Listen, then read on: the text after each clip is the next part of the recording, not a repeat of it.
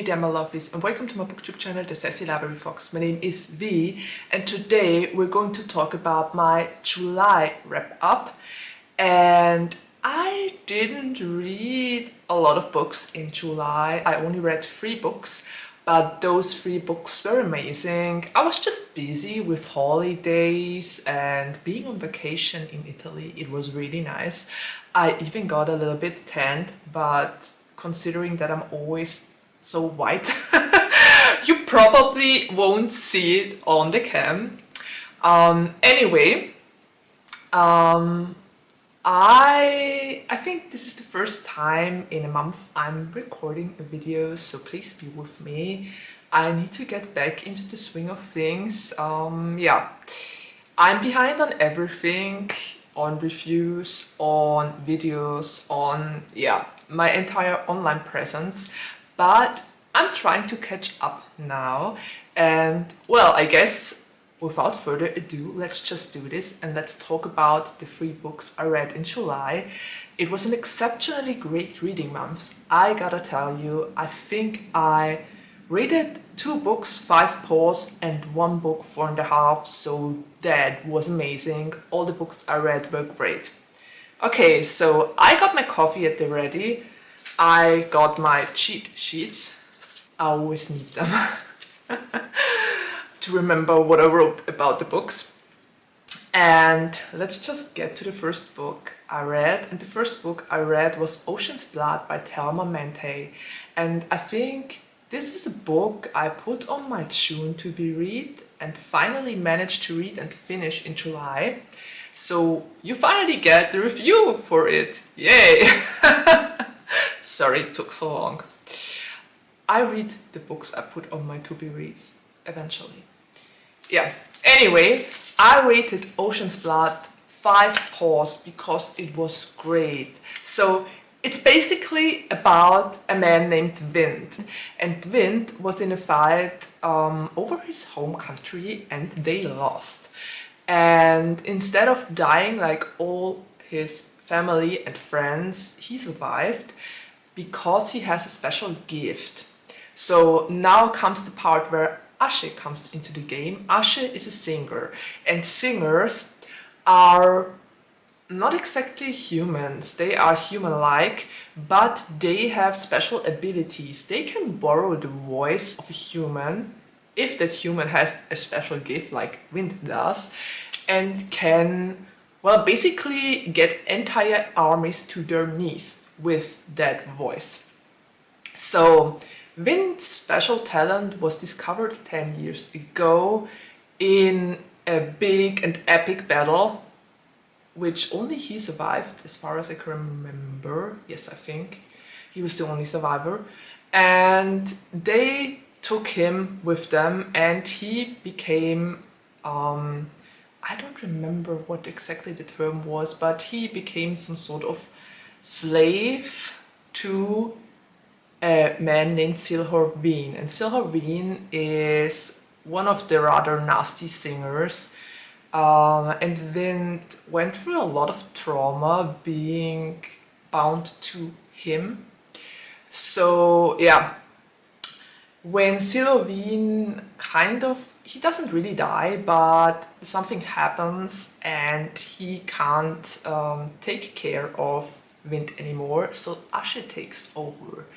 And I loved Ashe. Ashe was such a complex and morally grey character. You never know what he's up to. He always thinks 10 steps ahead.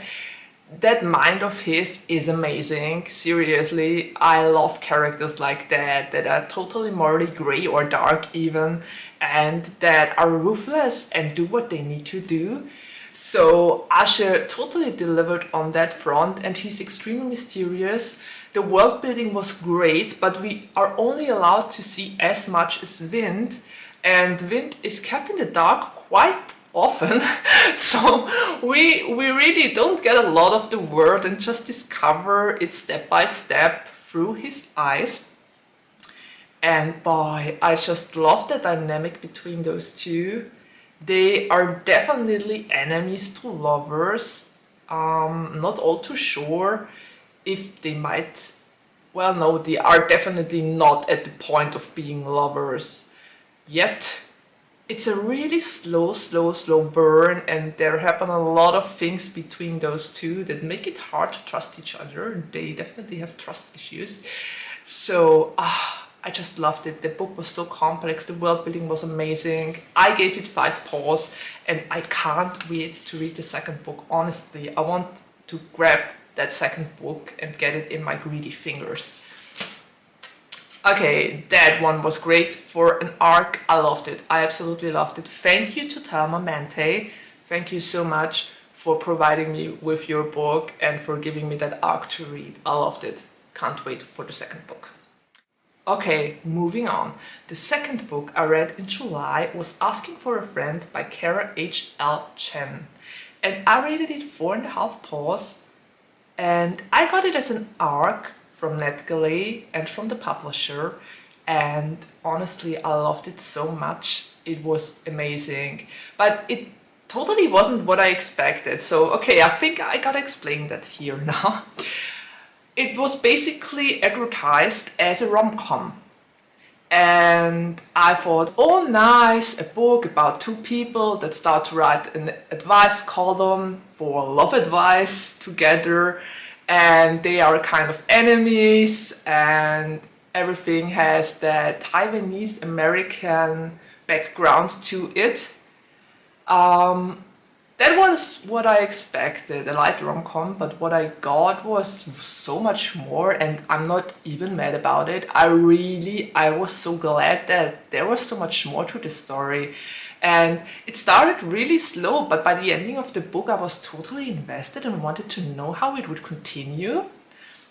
So what we basically have is, we have Juliana, and Juliana is an American Taiwanese girl whose father died a couple of years ago when she was very small. And her father invented some sort of competition to further and enable and to help Taiwanese American or Asian American people in general to kind of throw their roots into American business and to start businesses there. So he invented the AABC, the Asian American Business Competition. And Juliana wants to win it this year because it's her final year. And it's some sort of prestige thing, but you also get money for it, I think. So she totally wants to win this in order to honor her father. But then at the last minute, her partner jumps off the project and she's left alone, and this time around you have to be 2 people that do that project together. So she kind of goes to Garrett, a former friend of hers, her former bestie, I would say, yeah. And they had a falling out a couple of years ago, so she approaches him and asks him if he would help her with the project because he would benefit as well, and so they work together and start a column with love advice. And I loved that column. It was so much fun because we basically had Juliana, who was sunny, and Garrett, who was cloudy, and Sunny and Cloudy gave rather different advice on love matters, which was nice. I would have loved to have a little bit more of the love column because that kind of went into the background and took a back seat during the book.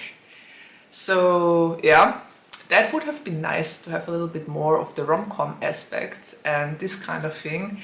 But the book really delivered on a lot of other serious topics. We basically have Juliana's grief for her father. She was so small when he died, and she wants to honor him, but she doesn't really remember how he even was. So she tries to keep his memory, but it's hard if you don't remember a lot about your father. And she also has to deal with the grief of her mother, because her mother took the death of her husband really badly, and there was a falling out with her elder sister. Juliana has 2 sisters, a younger one and an older one. and the older one was basically disinherited by her mother when she got pregnant while she was in med school. That was a huge scandal, and Juliana tries to live up to the expectations of her mother and her mother's community. And I think it's called The Lion Vine in the book. So it's really hard for Juliana, and at first it doesn't look like the project might be a success. And then Garrett kind of draws her into her world, and we have a lot. I think we have so many serious topics here. We have a mother-daughter relationship that is very strenuous and kind of toxic even for Juliana. We have the grief aspect through the death of her father, and we also have gentrification as a topic and cultural identity. There are two different communities of Taiwanese American people in the book, and the one community is more light and friendly, and the other is the elite and very stuck on their achievements and what they need to do. And it was great. I loved this book. There was so much to it, and so many interesting things and themes were tackled. And I give it 4.5 paws because I would have liked to have more of the rom-com aspect, just a little bit tiny more. But overall, it was amazing, and on Goodreads I even rated it 5 stars, because when it comes down to it, I would always round up for that book. It was great.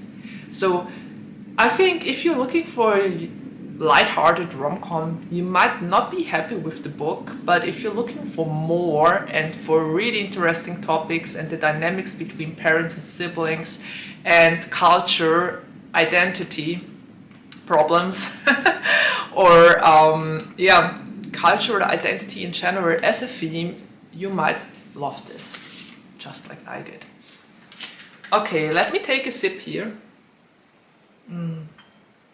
It's hot here and I'm tired. So I need to take another sip before I can continue with the last book I read in July, and this was A Good Girl's Guide to Murder by Holly Jackson. Wow, I managed to say that without stumbling over the words. Cool. Anyway, I rated that one 5 paws as well. It got a very high rating because it was everything I love and want and crave in murder mystery books. Because I don't know, I really love the book because we have Pip, and Pip is writing her final exam or essay. I think it's an essay. And she wants to write about a murder in her hometown that happened 5 years ago when she was a child.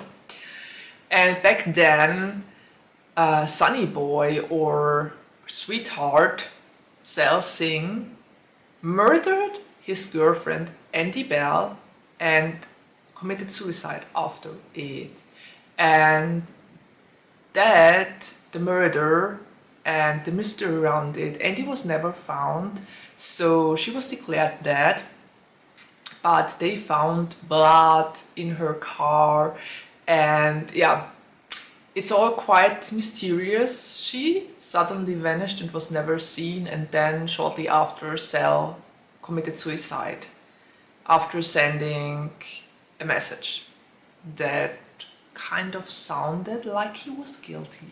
But Pip doesn't believe in his guilt, and she wants to solve this mystery while writing her work about it. So she does interviews with a lot of people that were friends with Sel and Andy back then, and relatives, etc., etc., and collects all the hints.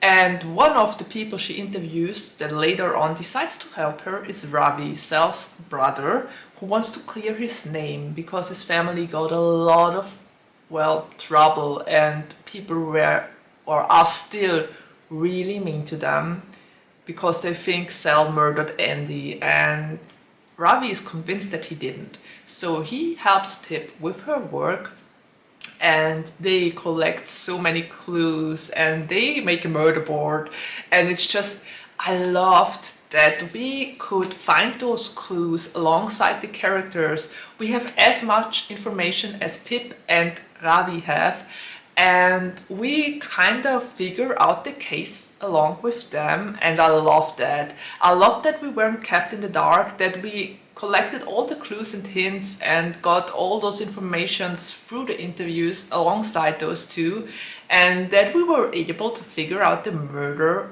ourselves, or what happened back then. So that was amazing. I loved it. I loved it so much. And I really wish more murder mysteries would be like that, where you can find out for yourself. So that was great.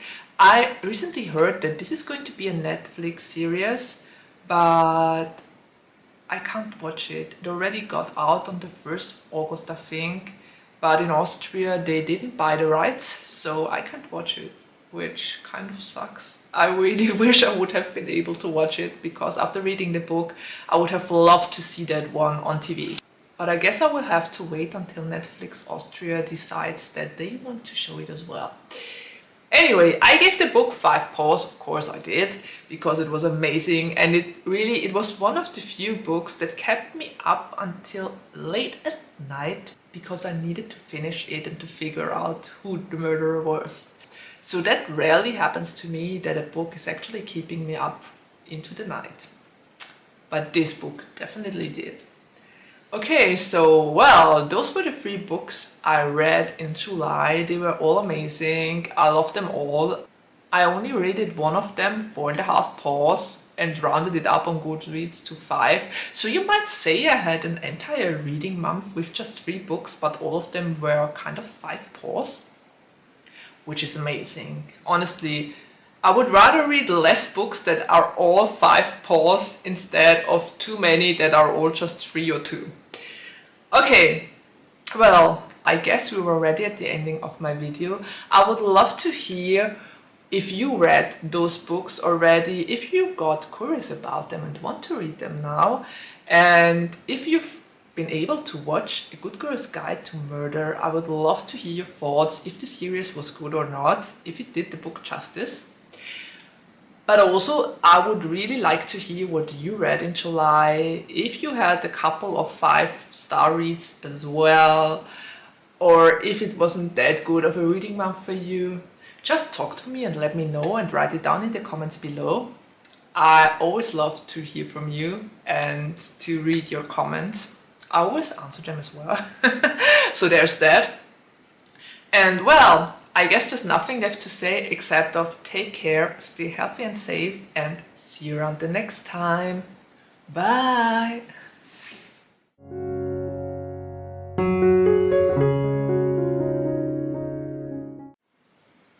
Hey there my lovelies, and welcome to my BookTube channel, The Sassy Library Fox. My name is V, and today we're...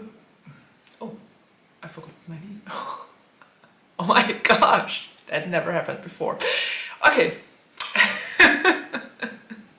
Jesus. Seriously.